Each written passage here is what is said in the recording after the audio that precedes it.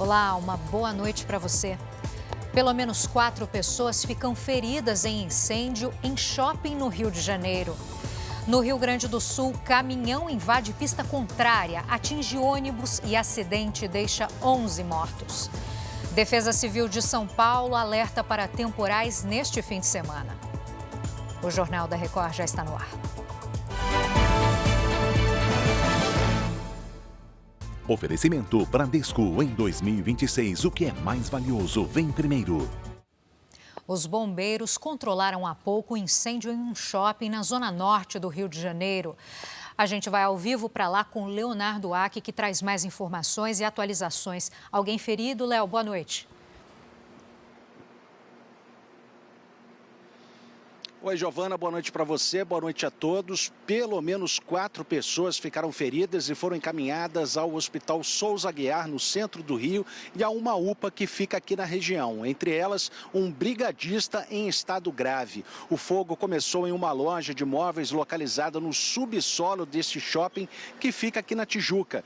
Todo o espaço foi esvaziado às pressas, pois uma densa fumaça tomou conta dos corredores. 3 quartéis do Corpo de Bombeiros e mais de 40 homens foram mobilizados para apagar as chamas em um local de difícil acesso. Uma rua precisou ser interditada para o trabalho das autoridades. As causas do incêndio ainda estão sendo investigadas. Giovana. Obrigada, Leonardo. A Marinha do Brasil emitiu um alerta de ressaca nas praias do Rio de Janeiro.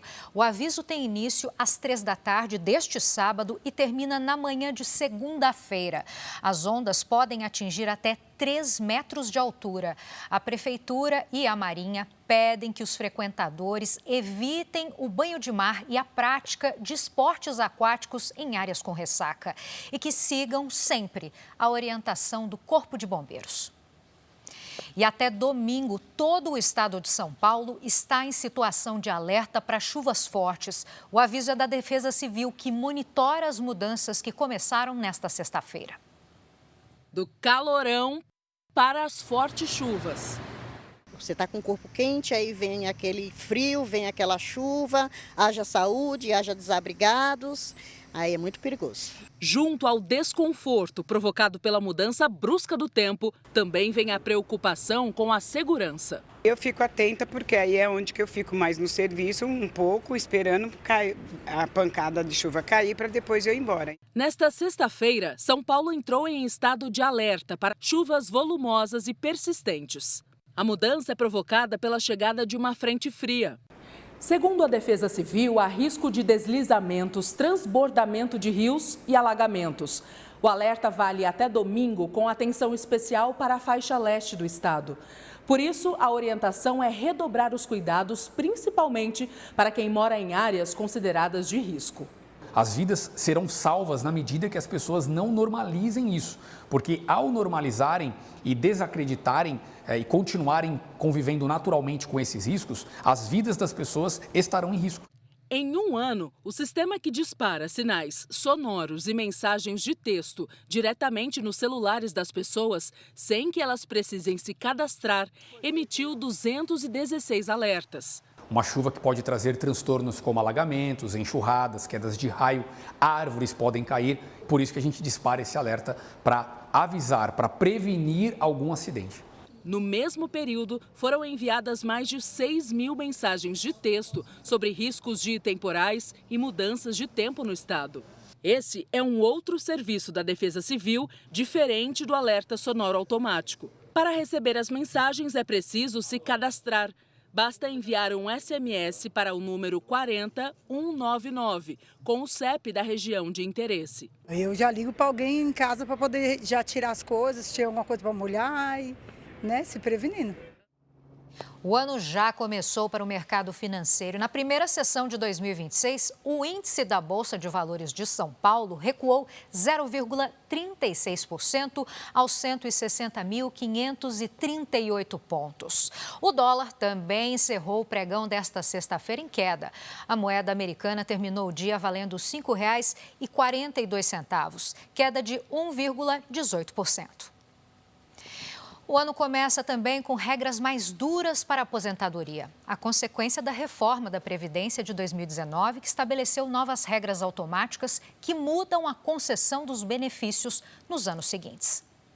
As alterações já estão valendo. A principal mudança está na pontuação, que é a soma da idade com o tempo de contribuição para a aposentadoria. Para mulheres, passou de 92 para 93 pontos, com o mínimo de 30 anos de contribuição. Para homens, passou de 102 para 103 pontos, com o mínimo de 35 anos de contribuição. Já para quem contribui há muito tempo, mas não alcançou a pontuação exigida, a idade mínima para pedir o benefício passou para 59 anos e 6 meses para as mulheres e 64 anos e 6 meses para os homens. A reforma da Previdência acrescenta 6 meses à idade mínima a cada ano. Para as mulheres, isso acontece até 2031, quando será de 62 anos. Já para os homens, o limite de 65 anos vai ser atingido em 2027. A aposentadoria por idade para trabalhadores de baixa renda não teve mudanças. O INSS disponibiliza uma simulação para que os trabalhadores possam checar a expectativa de aposentadoria no site Meu INSS. O ministro Alexandre de Moraes, do Supremo Tribunal Federal, autorizou os filhos e a enteada a visitarem o ex-presidente Jair Bolsonaro na prisão sem autorização prévia. A única exceção é Eduardo Bolsonaro, que vive nos Estados Unidos. A Polícia Federal determinou que o ex-deputado reassuma imediatamente o cargo de escrivão. Eduardo Bolsonaro é servidor concursado da Polícia Federal e estava afastado para exercer o cargo de deputado federal. A decisão da Polícia Federal foi publicada no Diário Oficial da União e determina o fim do afastamento para exercício de mandato eletivo, com retorno imediato ao exercício do cargo efetivo em sua lotação de origem, e que a ausência injustificada poderá ensejar a adoção de providências administrativas e disciplinares cabíveis. O filho do ex-presidente Jair Bolsonaro tem 30 dias para se apresentar ao trabalho na Polícia Federal. O prazo é determinado pela legislação que regula o regime dos servidores públicos federais. O ex-deputado perdeu o mandato no final de dezembro por decisão da mesa diretora da Câmara, depois de faltar a mais de 30% das sessões deliberativas. Recebo com orgulho mais esse capítulo da perseguição judicial. É óbvio que eu não tenho condição de retornar ao Brasil agora. Eu ficarei firme, não entregarei meu cargo na Polícia Federal de mãos beijadas, vou lutar por ele. Eu vou fazer de tudo para evitar que se atinja o objetivo desses malfeitores. O ex-deputado é réu no STF por supostamente articular, junto ao governo de Donald Trump, o tarifaço das exportações brasileiras aos Estados Unidos, além de sanções a autoridades brasileiras. Hoje, o ministro Alexandre de Moraes autorizou que os filhos e a enteada do ex-presidente possam visitar Jair Bolsonaro sem a necessidade de autorização prévia, em dias e horários já estabelecidos. Eduardo Bolsonaro ficou fora da decisão. Felipe Martins, ex-assessor de Jair Bolsonaro, foi preso na casa dele, no Paraná, por determinação do ministro Alexandre de Moraes, do Supremo Tribunal Federal, por descumprimento de medidas cautelares. Condenado a mais de 21 anos de prisão por envolvimento na tentativa de golpe de Estado, Felipe Martins teve os passaportes recolhidos, usava tornozeleira eletrônica, não tinha autorização para falar com outros investigados e estava proibido de usar as redes sociais. Segundo o ministro Alexandre de Moraes, o ex-assessor especial da Presidência da República no governo de Jair Bolsonaro descumpriu uma das medidas cautelares impostas pelo Supremo. Moraes afirmou que os próprios advogados admitiram o uso de uma rede social com a justificativa de preservar e organizar elementos importantes para a defesa. Felipe Martins foi preso em casa em Ponta Grossa, no Paraná. Na decisão, Moraes explicou que a alegação de utilização das redes sociais não é pertinente e que Martins demonstra total desrespeito pelas normas impostas e pelas instituições constitucionalmente democráticas, ofendendo as medidas cautelares aplicadas, assim como todo o ordenamento jurídico. A defesa negou o descumprimento das medidas impostas pelo STF. É mais uma prisão sem motivo. Felipe Martins estava cumprindo de forma exemplar, segundo o próprio ministro Alexandre de Moraes, as cautelares determinadas. Está há mais de 600 dias cumprindo todas as determinações judiciais. Nunca recebeu nenhuma advertência. A audiência de custódia já foi realizada e a prisão de Felipe Martins foi mantida. Mais de 250 dos quase 1.900 presos liberados na saída temporária do Natal não voltaram aos presídios do Rio de Janeiro. Entre eles estão chefes do tráfico e milicianos. Diferentemente do que foi informado mais cedo pela Secretaria de Administração Penitenciária do Rio, Reginaldo Ferreira Nunes Júnior, conhecido como Júnior Bomba, retornou ao presídio na data estipulada pela Justiça. A defesa de Reginaldo informou que ele vem cumprindo sua pena de forma exemplar, realizando cursos e trabalhos, além de possuir comportamento excepcional. Uma família de João Pinheiro, no noroeste de Minas Gerais, denuncia um possível erro médico depois da morte de um idoso em um hospital municipal. Ele passou por 2 cirurgias e morreu na véspera do Natal. Um raio-x enviado à família mostra uma tesoura cirúrgica que foi deixada dentro do corpo do paciente. O caso agora é investigado. O dia 24 de dezembro de 2025 marcou a vida de Samuel Cardoso. Na véspera do Natal, ele perdeu o pai, Manuel Cardoso de Brito, depois que o idoso passou mal por 2 cirurgias. Meu chão acabou. Eu só quero que a verdade apareça. Eu quero justiça. Manuel, ex-servidor público, foi internado no dia 4 de dezembro, com dores abdominais. Fez uma cirurgia de emergência para corrigir uma úlcera no intestino. Cerca de 20 dias depois, o quadro piorou e ele foi submetido a uma 2ª cirurgia, mas não resistiu. A família até achou que seria por conta da úlcera, mas uma denúncia anônima mudou toda a história. Imagens de um raio-x mostram uma tesoura dentro do abdômen do idoso. Segundo a família, o objeto foi esquecido durante um dos procedimentos. Eu tô em choque, tô abalado. A família afirma que não foi informada sobre a 2ª cirurgia, não teve acesso aos exames e registrou um boletim de ocorrência.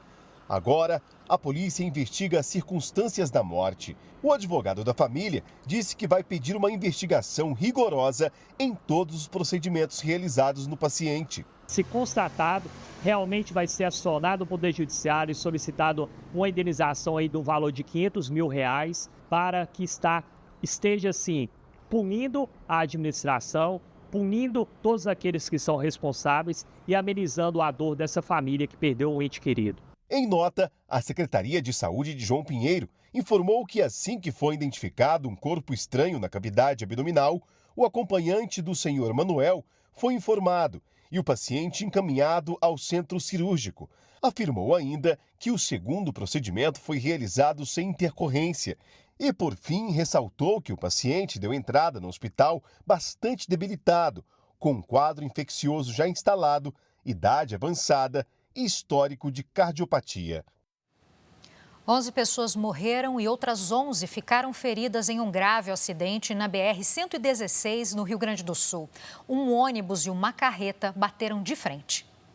O acidente foi na BR-116 em Pelotas. O ônibus havia saído do município com destino à cidade vizinha, São Lourenço do Sul. Segundo a Polícia Rodoviária Federal, o motorista da carreta teria entrado na contramão durante um engarrafamento no trecho. Um veículo monitorado via satélite havia sofrido uma pane e estava parado sobre a via. Ao perceber o trânsito parado à sua frente, o que supomos ele tenha projetado seu veículo na pista de sentido contrário e colidido frontalmente aí com esse ônibus. A carreta transportava areia. Parte da carga caiu sobre os veículos e dificultou o trabalho dos socorristas. 7 horas depois da ocorrência, o trabalho de retirada dos veículos ainda continuava. A batida causou um bloqueio total na rodovia e provocou um congestionamento de 5 quilômetros nos dois sentidos. Uma equipe de peritos recolhe evidências para apurar as causas do acidente. Máquinas foram utilizadas para ajudar na liberação do trânsito. A gente está numa situação complicada aqui, sim, nós estamos, mas é muito mais complicado aquelas pessoas que perderam seus entes queridos, né? 11 pessoas morreram, entre elas o motorista do ônibus e o cobrador.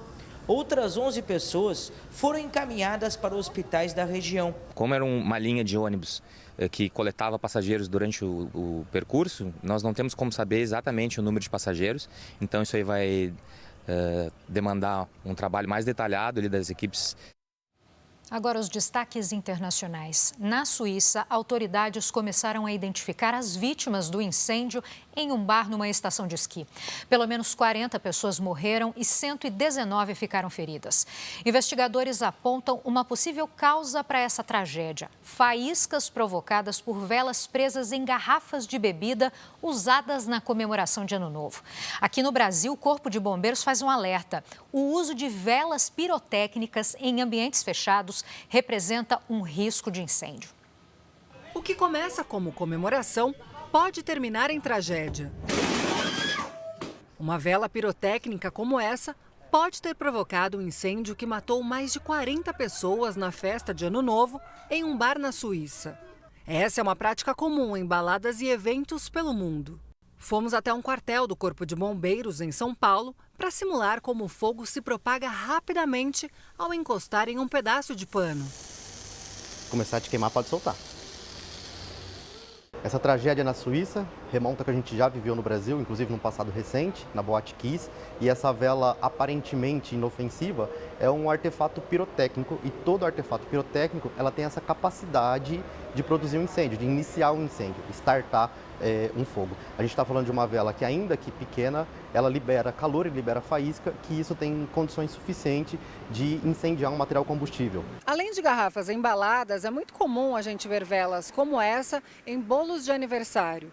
Os bombeiros alertam para que as pessoas não acendam esse tipo de material em ambientes fechados, já que as chamas podem se espalhar rapidamente com consequências graves. Diante dos riscos, especialistas recomendam alternativas mais seguras. Uma delas é o uso de velas eletrônicas que simulam a chama sem gerar calor ou faísca. Você vai achar que é uma vela, mas não é. Entendeu? E eu posso aqui, ó, simular que eu vou botar fogo em alguma coisa, num livro. Eu posso chegar aqui, ó, e fazer aqui, ó. Parece que eu estou correndo risco, mas não. 2 mísseis russos atingiram um prédio residencial em Kharkiv, no nordeste da Ucrânia. Pelo menos 15 pessoas ficaram feridas. As explosões provocaram grandes colunas de fumaça. O prefeito da cidade afirmou que não há alvos militares na área atingida. Apartamentos foram completamente destruídos. Equipes de bombeiros e também resgate foram ao local para conter as chamas e socorrer as vítimas. E o presidente dos Estados Unidos, Donald Trump, fez ameaças ao governo do Irã, que vem reprimindo com violência a onda de protestos populares contra a crise econômica. A imprensa afirma que ao menos 7 pessoas morreram e há vários feridos. O governo diz que uma morte foi registrada e 30 pessoas foram presas. Em alguns protestos, houve vandalismo. Numa rede social, Trump foi direto. Se o Irã atacar e matar manifestantes pacíficos, os Estados Unidos irão ao socorro deles. Estamos armados e prontos para agir. As manifestações começaram 6 dias atrás contra o alto custo de vida. A inflação supera os 40% ao ano. O país apoia grupos terroristas pelo mundo, como o Hamas na faixa de Gaza e o Hezbollah no Líbano. Enquanto a população enfrenta dificuldade até com o fornecimento de água e energia elétrica. A polícia disse que não vai tolerar o caos. O governo afirmou que qualquer intervenção traria prejuízos para a região e para os Estados Unidos. A ameaça de hoje se soma a outra feita no começo da semana pelo presidente americano. Ao lado do primeiro-ministro israelense, Trump afirmou que faria um novo ataque contra o Irã caso o país tentasse reconstruir instalações nucleares. Em junho do ano passado, Israel e os Estados Unidos bombardearam instalações nucleares. Em outra frente, o presidente da Venezuela, Nicolás Maduro, sinalizou o recuo e disse estar disposto a dialogar sobre o combate ao narcotráfico. Se querem conversar seriamente de acordo de combate contra o narcotráfico, estamos listos. Militares americanos realizam operações no Mar do Caribe e acusam Maduro de liderar um cartel de drogas. Trump também determinou a apreensão de petroleiros venezuelanos. Sob pressão, Maduro também propôs um pacto para facilitar os investimentos dos Estados Unidos. Que se querem petróleo da Venezuela, está lista a Venezuela para inversões estadunidenses como com Chevron. O número de americanos presos na Venezuela aumentou, mas o contexto das detenções não está claro. A Casa Branca não comentou as declarações de Maduro. E uma forte nevasca isolou moradores em regiões do leste da Turquia. Mais de 600 estradas que dão acesso a vilarejos e áreas rurais foram interditadas. Equipes trabalham na remoção da neve, mas o gelo acumulado e as baixas temperaturas dificultam a liberação das rotas. Em algumas regiões, moradores estão isolados. E um forte terremoto atingiu o México e fez a presidente do país interromper uma coletiva. Cláudia Sheinbaum falava com jornalistas quando o alarme de emergência soou. Em seguida, todos deixaram o prédio. O terremoto de magnitude 6,5 na escala que vai até 10 foi sentido principalmente na cidade do México e na costa do Pacífico.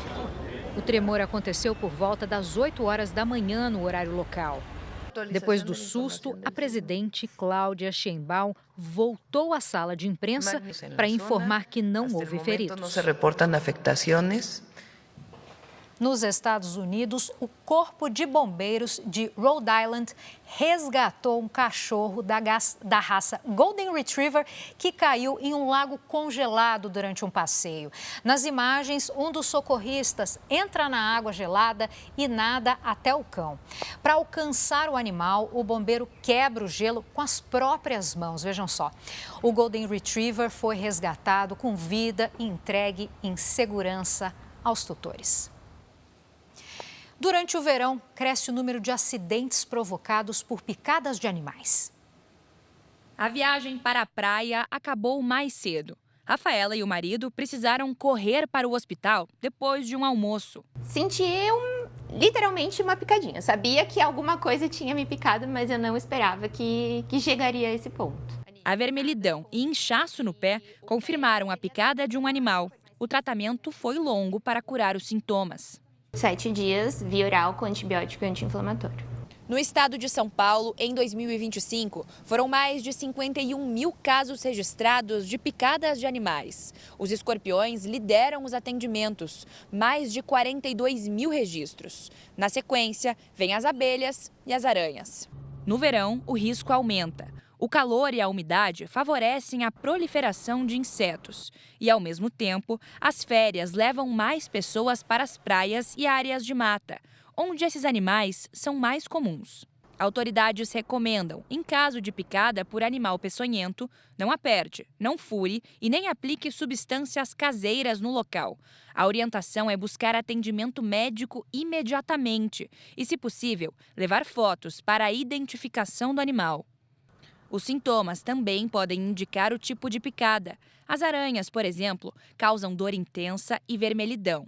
Já picadas de escorpião podem causar também formigamento na região afetada. Pode ter falta de ar, disfunção renal, algumas situações também pode ter sangramento, mas claro que antes disso o paciente tem que ter procurado atendimento médico. Para prevenir acidentes, é indicado o uso de repelentes, roupas compridas, manter portas e ralos fechados e instalar telas nas janelas.